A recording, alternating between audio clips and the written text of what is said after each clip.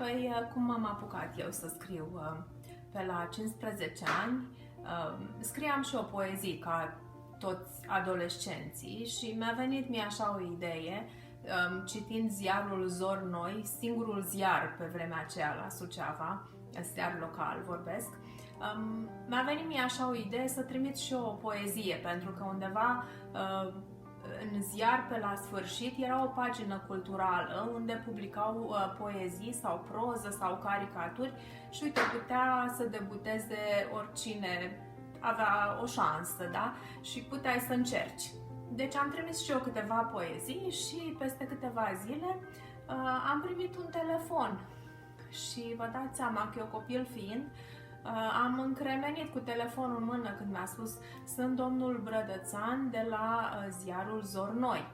Acela era Crai Noul de astăzi, deci ziarul Crai Nou din Suceava. Și m-a rugat să vin până la redacție și să mai aduc niște poezii dacă mai am. Eu am fost atât de speriată și atât de intimidată, pentru că vă spun, la vremea aceea noi, nu știu dacă, nu găsesc cuvântul potrivit, eram foarte simpli, noi nu cunoșteam ce înseamnă să călătorești, nu știam cum se trăiește în alte țări. Singurele țări în care aveam voie să mergem dacă aveam o situație financiară cât de cât erau țările comuniste.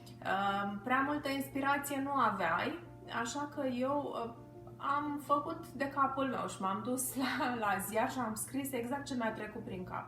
Nu exista noțiunea de jurnalism atunci și eu vreau să scriu la ziar, eu vreau să public poezii, vreau să le arăt că sunt talentată. Vă dați seama, la vârsta aceea eu nu realizam foarte bine ce vreau, însă știam foarte clar că îmi doresc foarte tare să lucrez acolo cu ei. Și domnul Brădățan mi-a publicat prima poezie, se numește Primăvară, în ziarul Zor Noi. Ei, și nici măcar nu mi-a spus, nu m-a prevenit, în câteva zile am primit acasă 52 de lei. Pentru cei care au trăit în acele vremuri, în vremea comunismului, 52 de lei era o sumă destul de mare și acesta a fost primul meu salariu, primul meu onorariu în presă, să spun așa. După aceea au urmat și alte poezii, am fost încurajată să scriu în continuare, am participat la olimpiade, era visul vieții mele să scriu. Așa că în clasa a 9-a, buna mea prietenă din liceu și colega mea de bancă, Luminița, mi-a făcut cadou acest jurnal personalizat cu numele meu scris în auriu, lucru inegalabil la vremea aceea, pentru că nu exista așa ceva. Am impresia că avea o pilă Luminița la tipografie și a rugat să-mi scrie numele pe această agendă, să-i spun. Luminița care mi-a zis după aceea: știi ce? Tu ai atât de mult talent, poeziile tale sunt atât de frumoase, încât trebuie neapărat să scrii, să-l umpli și nu trebuie să se piardă. Iar eu, în inconștiența vârstei, chiar am crezut-o și am început să scriu, să completez fiecare pagină și să fiu sigură că este plin jurnalul acesta de creații. Așa că în vreo 2 ani de zile am completat absolut tot și am scris. Am scris pe fiecare pagină câte o poezie, am semnat, am pus data, uneori am făcut și grafică. Și cum am mai înaintat eu așa în vârstă, am mai întâlnit câte un băiat prin liceu care mi-a dăruit câte o floricică și uite că am presat-o și am pus-o acolo lângă poezii. Și făcând curat prin casă astăzi am găsit acest jurnal, dacă vreți, cu toate că nu este un jurnal, este un volum de poezii scris de mână, cam asta este. Și m-am gândit să vi-l arăt și vouă. M-ați întrebat de ce m-am oprit eu din scris după cele 3 volumașe pe care le-am publicat, 3 zile cu tata, iată ultimul exemplar îl mai am, Bucovina a rămas acasă și volumul de poezii nu-l mai am pentru că ultimul exemplar l-am dăruit cuiva, dar o să vi-l arăt într-o bună zi. Da, deci s-au întâmplat în viața mea niște evenimente. Am pierdut-o pe mama, am suferit foarte mult și chiar m-am închis așa în mine vreo 2 ani. n-am mai avut condei, să-i spun. N-am mai avut, nu inspirație, că inspirația am mereu. Pur și simplu m-am descurajat, nu am mai crezut în mine, n-am mai vrut să mai dau așa din mine tot, pentru că aveam impresia că chiar nu o să-mi iasă.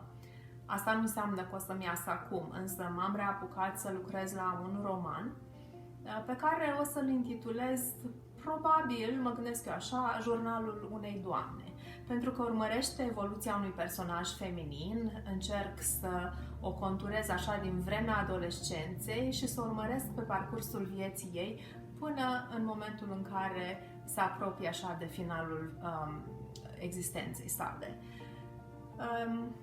Este un personaj care a avut o viață destul de dificilă, care a avut de ales drumuri la răscruci, cum avem toți, și se pare că nu a ales întotdeauna calea cea mai potrivită, astfel că ajunsă la finalul vieții, încearcă să își aducă aminte și pornește înapoi pe firul memoriei în tinerețea ei și încearcă să vadă ce ar fi schimbat. Știți că de multe ori ne gândim, ei, dacă aș mai fi eu la 20 de ani, ei, dacă s-ar mai întoarce timpul, ce alegere aș face, ce bine m-aș descurca pentru că le-aș ști pe toate. Oare chiar așa? O să aflu, pe măsură ce scriu, o să aflu și o să vă spun. Până la sfârșitul cărții o să aflu dacă este într-adevăr așa sau nu. Intenționez să public acest roman, Jurnalul unei doamne, până la sfârșitul anului și sper să ne întâlnim la Suceava. Îmi doresc foarte mult să mă întorc acolo pentru că chiar mă simt bine și sunt între prietenii mei, dar asta nu înseamnă că nu o să merg și la Iași sau la București sau la Pitești, oriunde mă invitați voi. Vă mulțumesc că mă urmăriți și vă doresc numai bine. La revedere!